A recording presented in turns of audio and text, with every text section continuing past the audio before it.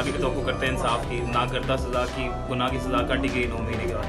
अल्लाह का बड़ा बड़ा शुक्र है। आप क्या कहेंगे हमाद साहब के आपके वालिद ने इस पार्टी के लिए बड़ी कुर्बानी दी, आज आप क़यादत का शुक्र अदा करते हैं? क़यादत का भी बड़ा शुक्रिया, सब कारकुनान का, सब बहनों का, भाइयों का, बुजुर्गों का, सबका शुक्रिया अदा करते हैं कि आज शुक्र हुए हैं। तो आप क्या कहेंगे? पीछे पीछे